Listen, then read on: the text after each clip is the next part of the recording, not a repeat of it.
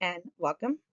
My name is Vanessa Lopez, and this presentation outlines my Educational Leadership Action Research Project focusing on improving student attendance at Hector A. Cafrata Junior Elementary School. Chronic absenteeism continues to impact student learning, engagement, and achievement. Through this project, I implemented daily check-ins, incentives, and family communication strategies to support students who were consistently missing instructional time. Today, I will walk through the purpose of my study, the background and the significance, and the methodology used, and the data collection and analysis process.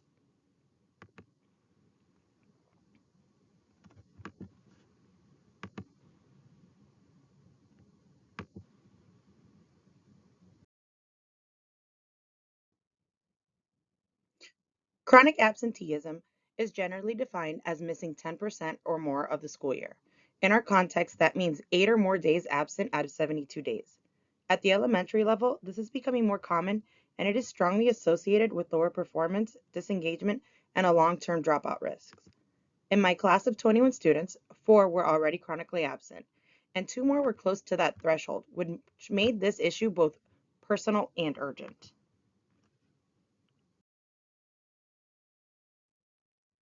The problem I focused on is that chronic absenteeism negatively impacts academic performance, engagement, and social emotional growth. For many of my students, the reasons for missing school were not simple. The main root causes I saw were transportation issues, unstable or rushed family routines in the mornings, low motivation, and limited communication between home and school. My project was designed to better understand these causes and test out strategies to support students and families.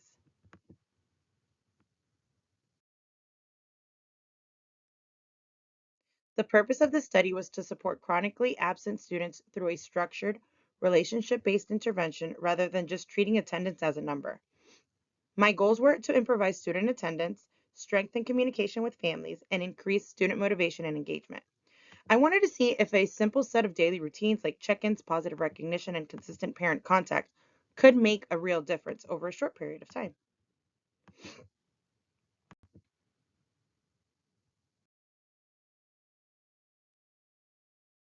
My research questions guided how I collected and analyzed data. First, how does chronic absenteeism affect academic achievement for my students? Second, what factors are most responsible for the absences I was seeing? And third, which interventions, not just in theory but in real practice, show measurable improvement in attendance?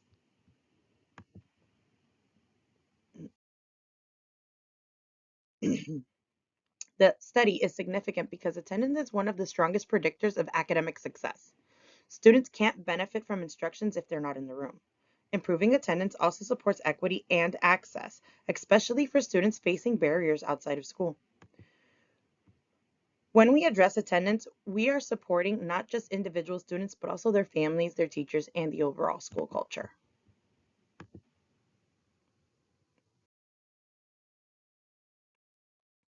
The project is grounded on two main theoretical frameworks.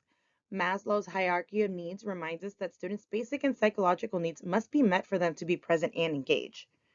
Bronfenbrenner's ecological system theory highlights how family, schools, and community systems interact and influence students' behaviors, including attendance.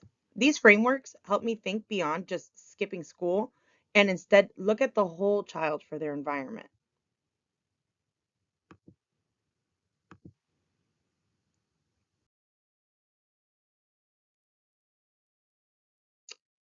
I used a qualitative action research design for this project. Action research fit well because it allowed me to implement a real time intervention in my classroom, reflect weekly on what was happening, and adjust as needed. I also collaborated regularly with my mentor to make sure that the work aligned with school expectations and to get feedback on next steps.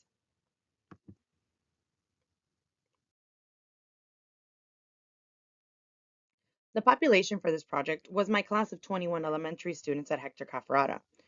From that group, 4 students were already chronically absent, and 2 more were considered near chronic. These 6 students, plus one additional student of concern, became the primary focus of the intervention. Students were identified based on attendance data from the student information system, along with some of my and administrative input.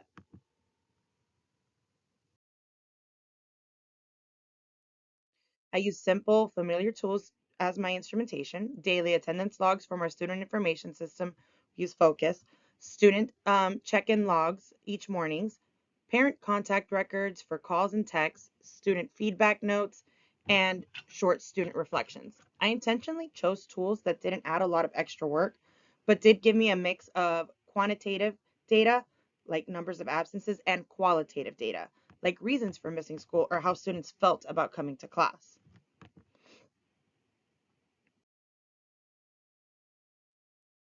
For data collection, I tracked attendance daily, made weekly parent calls or texts, conducted teacher check-ins, and documented brief student reflections. For analysis, I compared baseline attendance to attendance during the 5-week intervention, looked at weekly attendance trends, and coded the qualitative comments to identify reoccurring themes like transportation, illness, or motivation. This triangulation helped strengthen the reliability of the findings. Data was triangulated using the attendance records, the student reflections, and the family communication logs.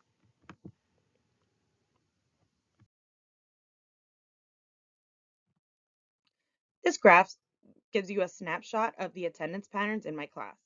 Out of the 21 students, 4 met the threshold for chronic absenteeism, which is 8 or more absences out of the 72 school days that we were looking at. 2 students had 7 absences, so were considered near chronic, and the other 15 students had a more stable attendance. This baseline picture helped me decide who to target more aggressively with the daily check-ins and the parent communication.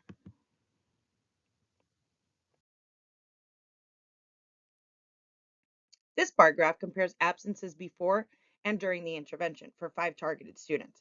For example, student D went from 7 absences to just 1 during the 5-week period. Student L reduced absences from 8 to 2, and J went from 10 to 4. Overall, 4 out of the 5 students improved the attendance by at least 50%. And that tells me that the intervention, the daily check-ins, encouragement, and the communication with families, primarily since they are elementary students, this communication with family was really important. They all had a real and a positive impact on their attendance behavior.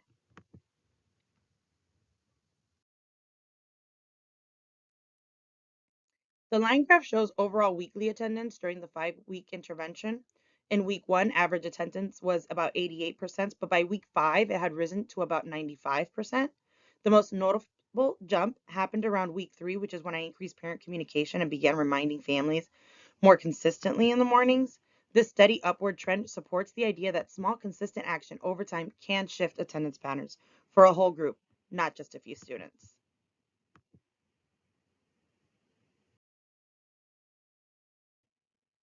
To better understand the why behind the absences, I tracked reasons given in student reflections, teacher notes, and family communications. This pie chart shows the patterns that emerged. Transportation issues and morning routines together account for almost over half of the barriers. Illness and health concerns were another significant factor. Motivation and family obligations also showed up, but less frequently. Like I said, these are elementary students, so that was something that we expected to find.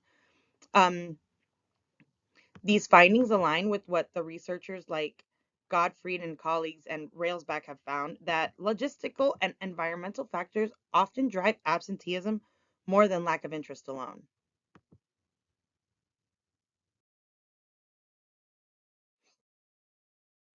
Putting all the data together, several major findings emerged. First, daily adult check-ins and encouragement clearly improved attendance for the targeted students.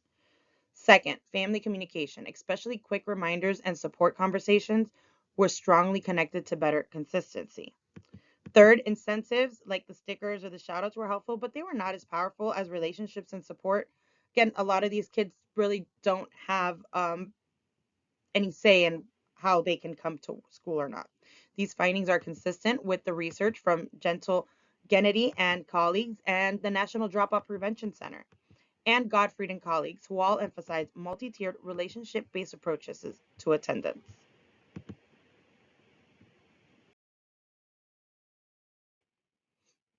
Based on the results, my recommendations focus on both student supports and my own growth as a leader. For students, I recommend continuing daily check-ins. For at-risk students, keeping family communication consistent and solution focused, integrating attendance recognition into our PBIS system or classroom incentives, and creating a simple shared digital form so teachers can log check-ins without extra paperwork. For my professional growth, I plan to lead a short PD session next semester on early warning signs of chronic absenteeism and practical strategies for mentoring these students. This will help scale these practices beyond my classroom.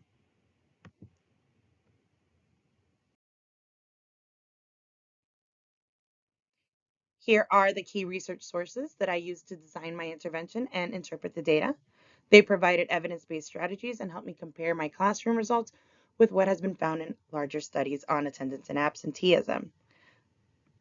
I hope that this presentation has been very helpful, informative, and will help you in your future attendance issues. Thank you for taking the time.